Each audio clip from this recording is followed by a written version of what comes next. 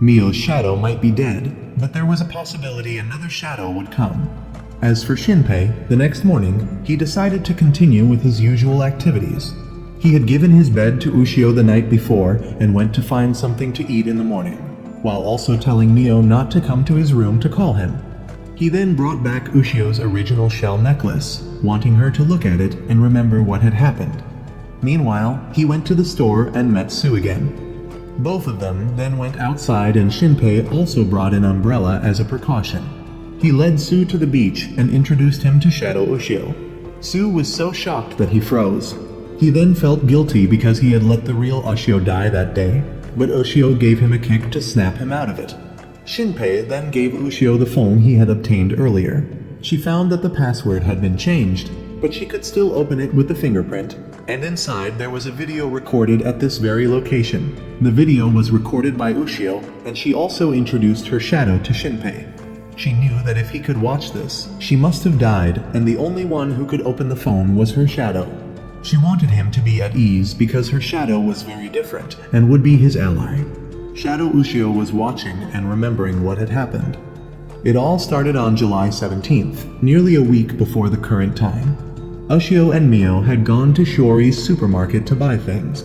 The little girl had seen her own shadow on the mountain and even mentioned that she had been feeling like someone was following her lately.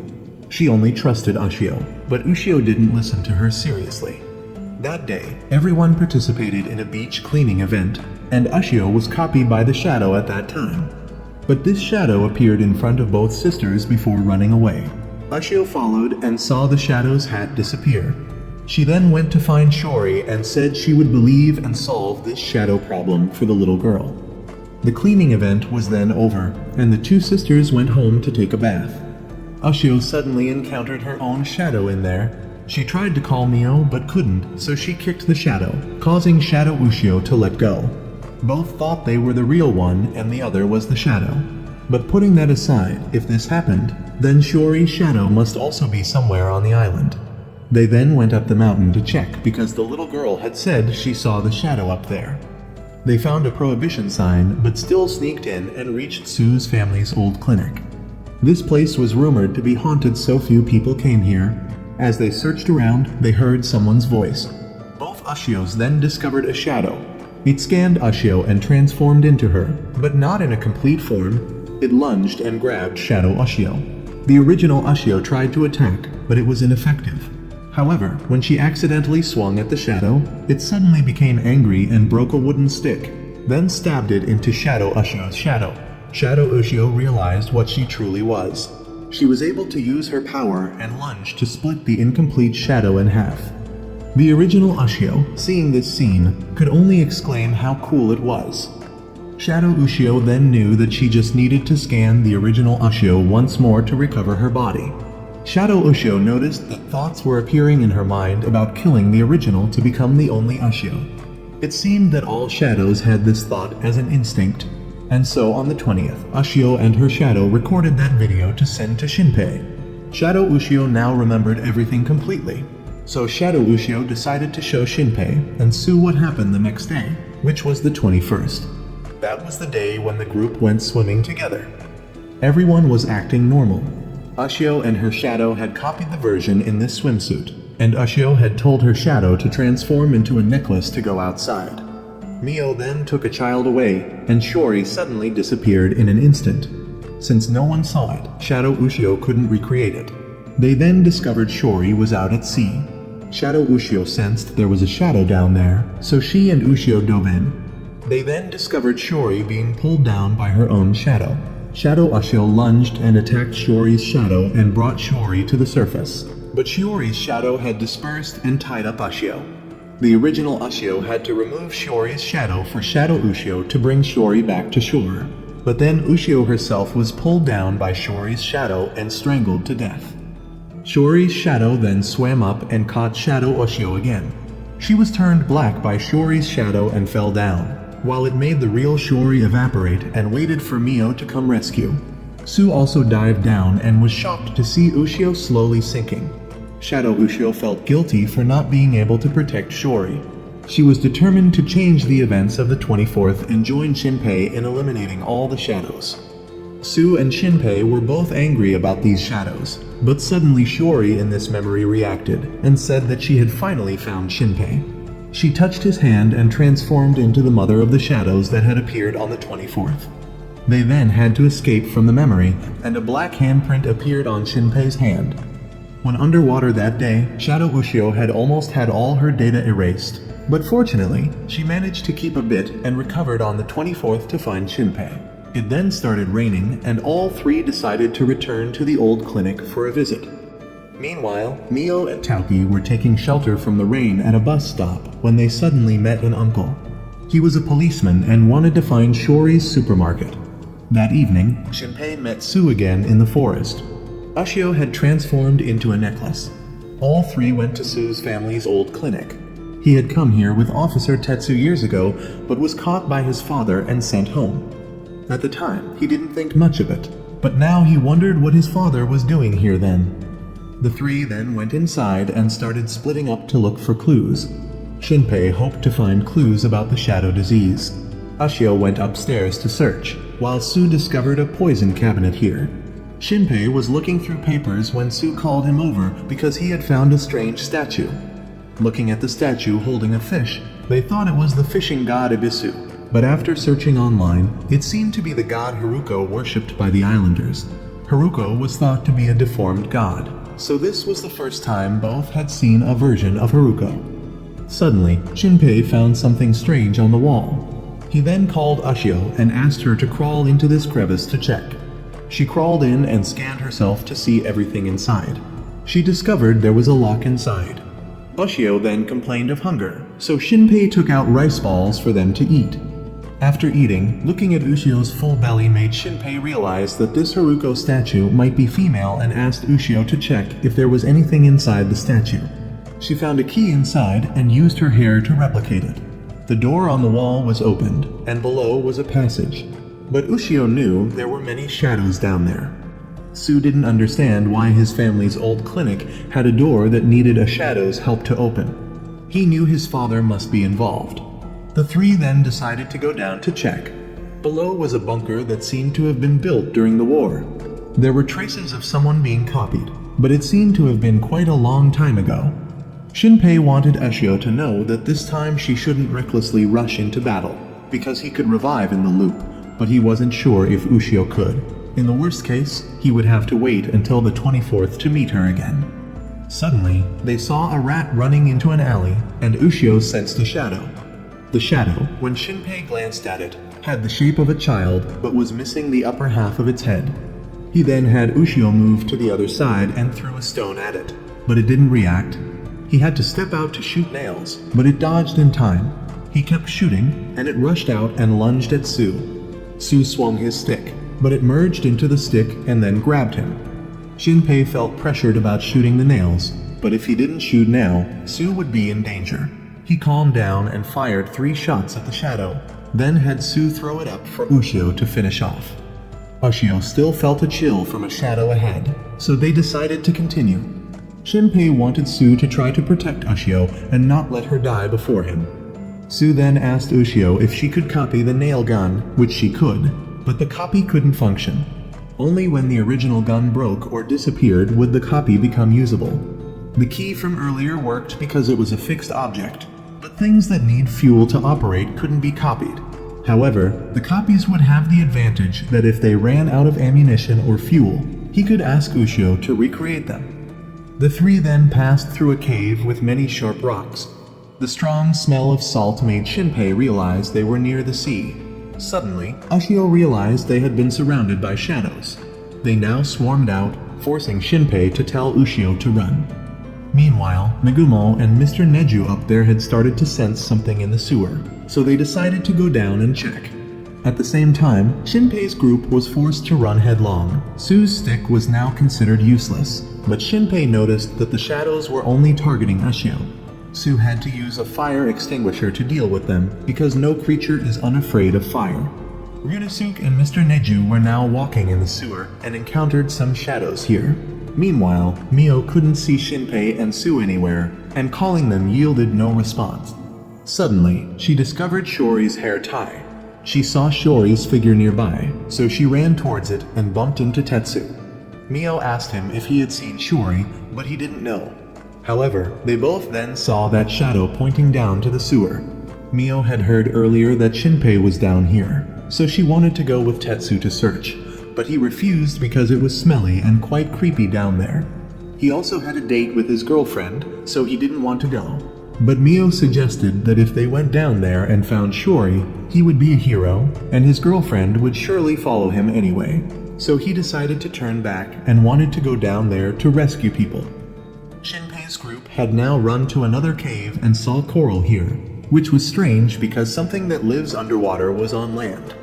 Ushio realized these were shadows, but the water here was seawater, so this cave must connect to the sea. However, Sue informed that the gas canister was empty, so now they would be in danger from the shadows. Ushio felt unwell and had to reveal that her arm still hadn't fully healed. She needed Ushio's original body to scan and recover her arm, but now Ushio's body had turned to ashes when it was cremated. She could now erase this arm to stop the pain, but her fighting power would be reduced. Shinpei wanted to go back and hope to save this arm for Ushio, but suddenly someone appeared, and everyone was shocked when the person accompanying the two shadows was Sue's little sister, Tauki. Meanwhile, Ryunosuke and Mr. Neju were stuck at the steel fence barrier in the sewer. Mr. Neju knew they needed metal cutting pliers to get through. At the same time, they also had to find out more information because this passage could lead to the Hairuko Cave, an old legend of this place. They planned to go find Karakiri's father to ask if he was still alive. Suddenly, they both heard Mio coming down here. Mio and Tetsu still believed they were following Shiori. They then saw Shiori on the other side of the iron fence. She made the iron fence disappear so both could pass through. As they passed through, Ryunosuke's group also decided to follow. Tauki now informed that Sue and Shinpei had violated the sacred place. Everyone needed answers, but Tauki only revealed that she wanted to take back the defective item Ushio, and both could return. Tauki had approached, and Shinpei had aimed to shoot at the shadow. But unfortunately, Tauki was a real person, and Shinpei could never have the guts to kill a real person. Tauki thought it was time for them to talk.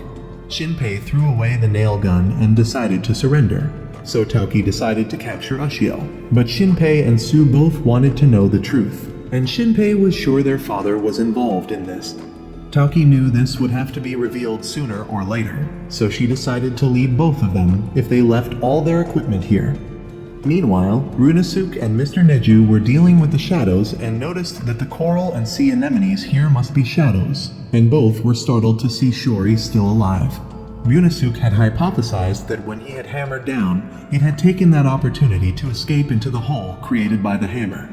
Shiori asked why Nagumo had returned here, because it had clearly warned that it would kill her if she returned. It also knew that Nagumo had Ryunosuke's personality inside him. Nagumo momentarily returned and was surprised that Shiori was actually the shadow named Hain. Suddenly, the four-armed black shadow appeared again. He asked about Shinpei, who had stolen one eye of their mother, where he was. Ryunosuke had fired his gun but was blocked by that shadow. Hain had taken the opportunity to scan Ryunosuke and knew that both didn't know where Shinpei was. Seeing no more value, Hain let the shadow kill both of them, but was also careful because it knew Ryunosuke could see 2 seconds into the future. Mr. Neju then had to rush out to take the bullet for Ryunosuke. Ryunosuke tried to shoot back, but the shadow blocked all the shots. He then fired back, forcing Ryunosuke to run away, but he still got hit by 1 bullet. The shadow saw black blood and knew it had hit the liver, so death was certain and didn't bother to chase. Hain now felt hungry and told the shadow to return because Tauki had caught the 2 people they needed to find. Tauki now revealed that her father had dragged her into this, but he didn't want Sue involved. She herself didn't want Mio to know the truth, so she only hoped Shinpei would keep the secret for her. Ushio noticed that Shinpei was trying to get close to the truth before resetting the time loop. And then they reached the cave of the god Hairuko, with the shadow with the elongated head just like the statue they had seen above. But the owner of that shadow was actually the version of the girl that Shinpei had seen during the festival. He believed that if he could find out her purpose, he would be able to know what she was plotting and stop it.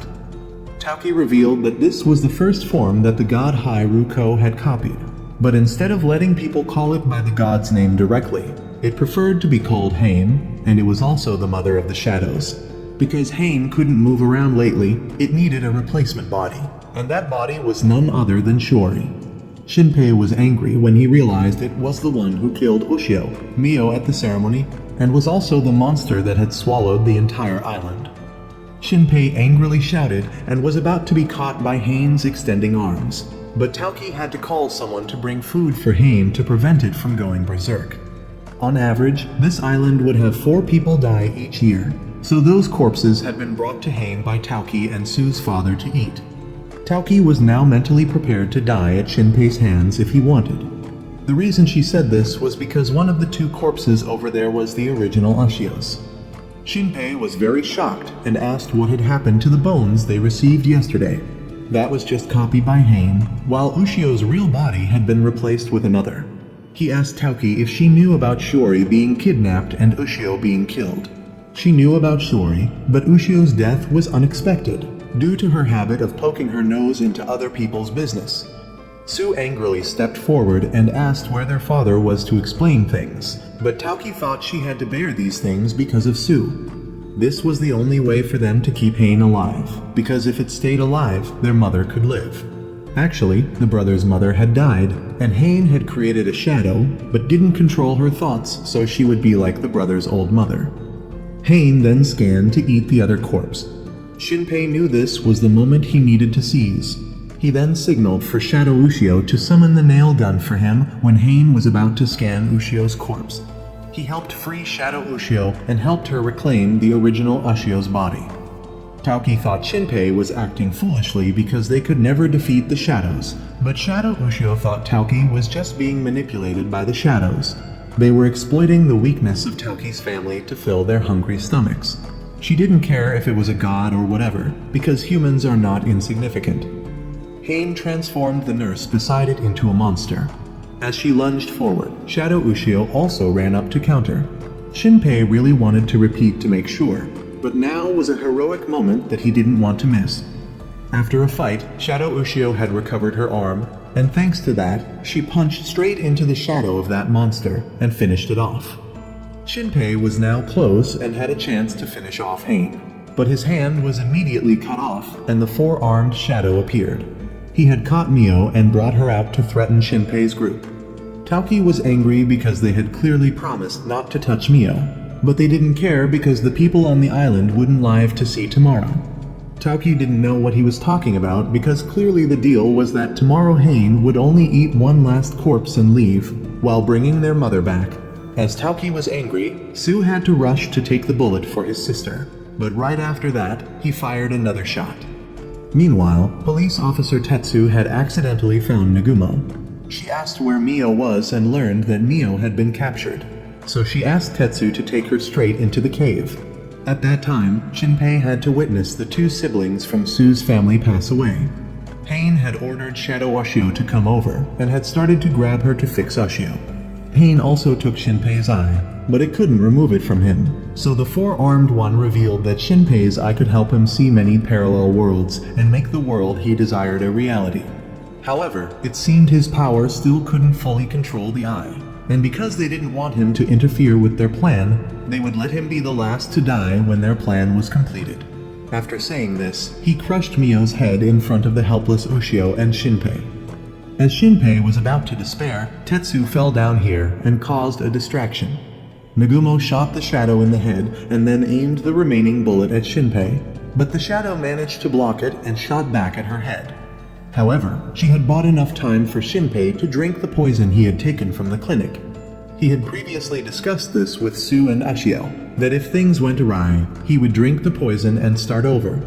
Just a small dose was enough to kill him, so drinking the whole bottle would kill him instantly, but would also be very painful.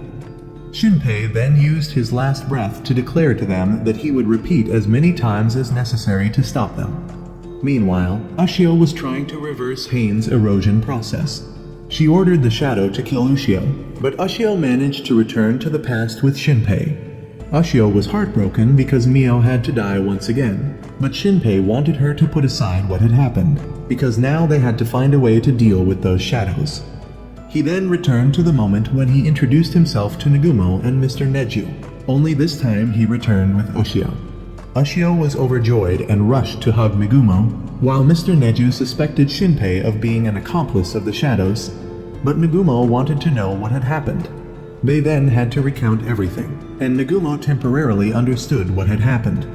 She also suspected that Shinpei's eye was imprinted on him by Ushio from some timeline, as he had obtained it since returning to the island. Ushio then showed Nagumo everything that had happened in the previous timeline, and they knew that separating to act now was not wise. It seemed they didn't need to eliminate Shiori because the Shiori shadow was just a part of Hain, so eliminating it would be useless.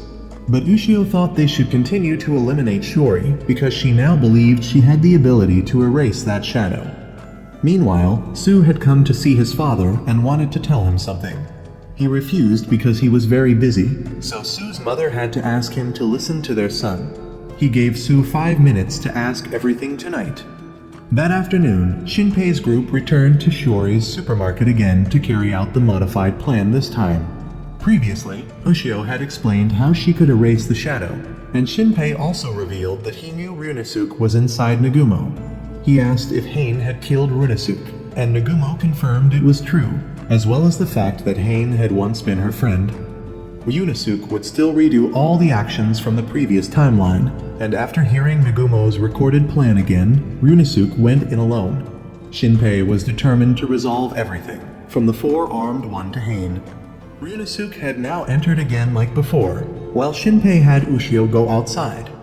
Ushio just realized an interesting thing, that she could recreate the broken nail gun from the previous timeline. Shinpei regretted that this gun had been destroyed, but Mr. Neju had 2 other originals for Ushio to scan. Ushio scanned the second one and erased the original so she could recreate it again and again.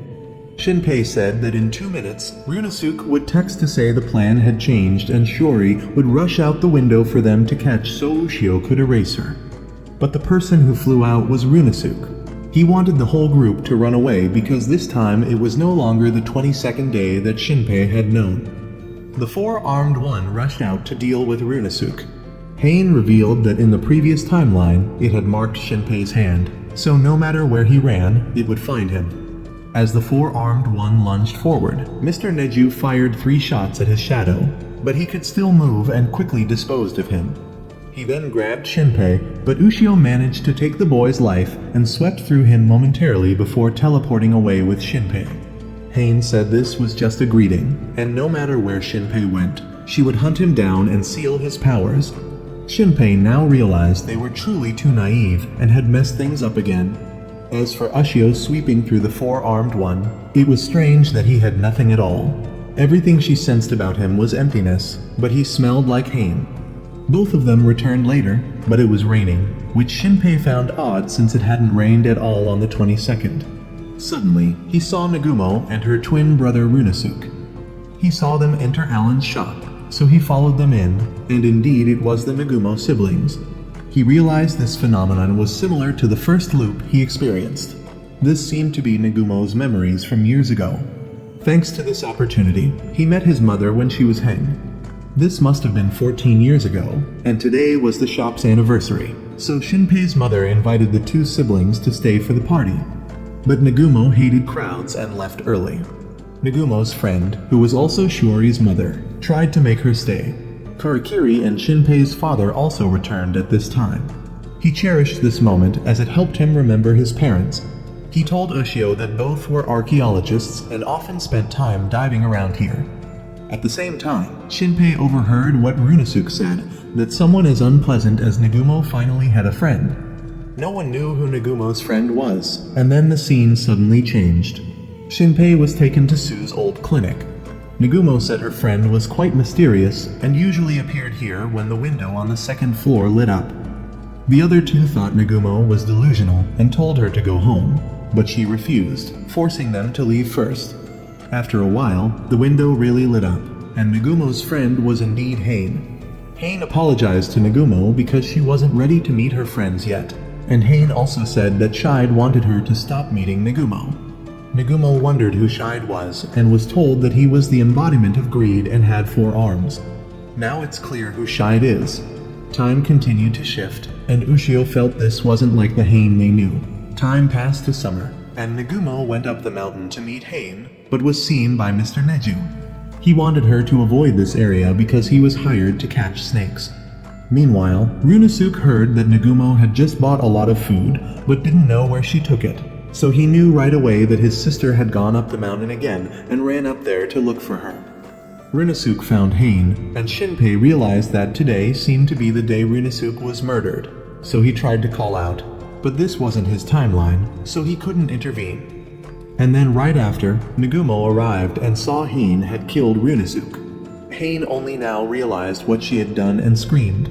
Suddenly, her right eye flew out and escaped. Nagumo then encountered two shadows, and Mr. Neju had to come to her rescue. It was at this moment that Runosuke officially entered his sister's body. Mr. Neju was then cut in the left eye by the shadow that had copied him, so Runosuke had to take him away, but the two shadows soon gave chase. Runosuke stepped forward, pulled the knife out of the shadow's head, and dealt with it. The ability to see 2 seconds ahead also helped Runosuke dodge Neju's shadow's attack, and then turn to deal with it as well. After that incident, Nagumo's family decided to leave the island. As they were leaving, Nagumo saw Hain, who threatened to take her life if she ever returned. Shinpei then returned to the timeline and went back to before they arrived at Shiori's supermarket.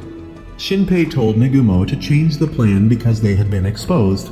Hain had also found this timeline and learned that Shinpei would shorten the time with each death, so they just needed to deal with Shinpei bit by bit. Now Shinpei has brought the cake to Nagumo, and they are both currently at school.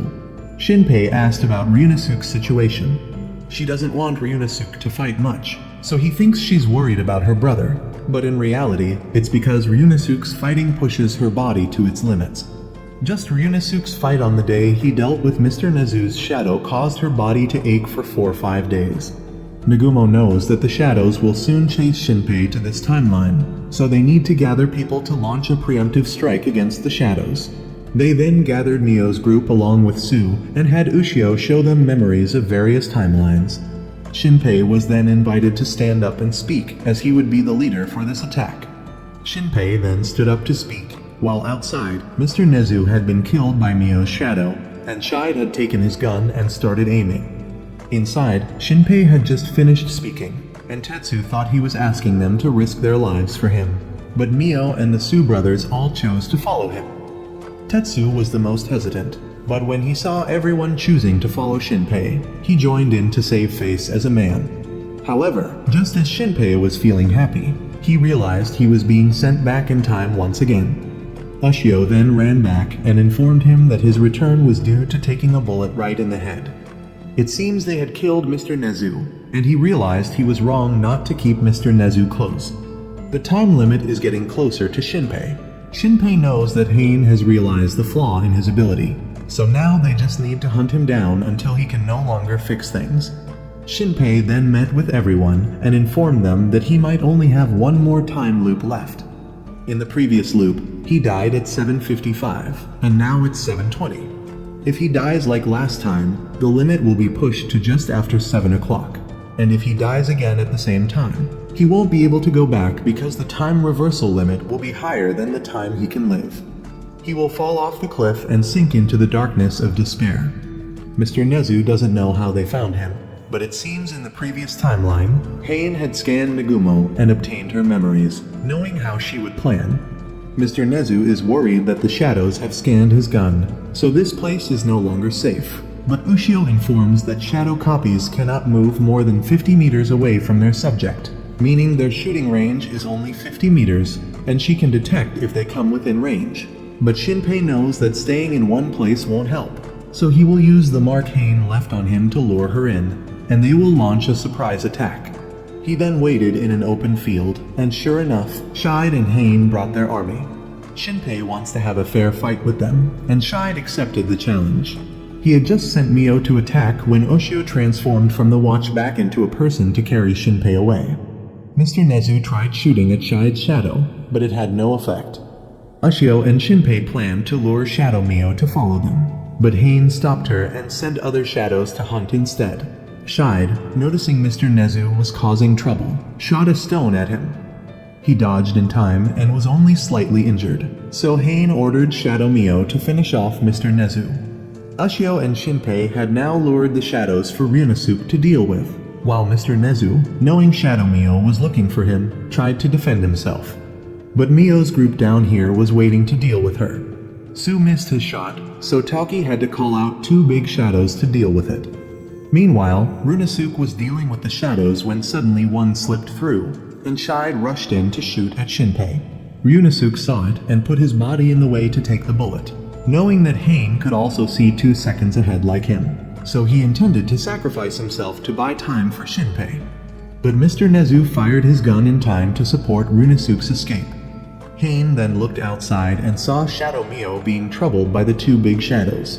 She tried to control the 2 big shadows, but they only obeyed Tauki, as Ushio had destroyed her connection with these 2 big shadows.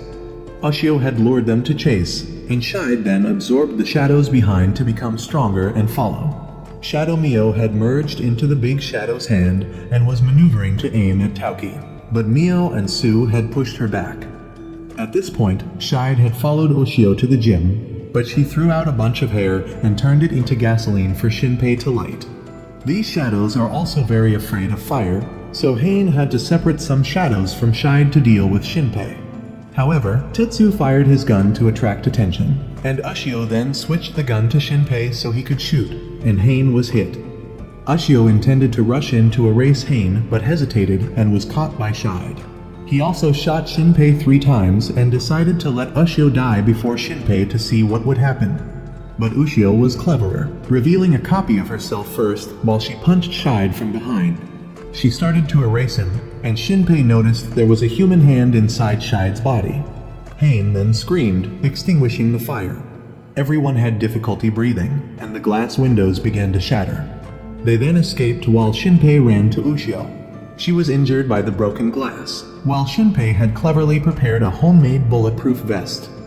After that, Nagumo informed them that Hain had removed the air from the gym, creating a vacuum that sucked in outside air, giving them a chance to escape before Ushio could discover the identity of the person inside Shide.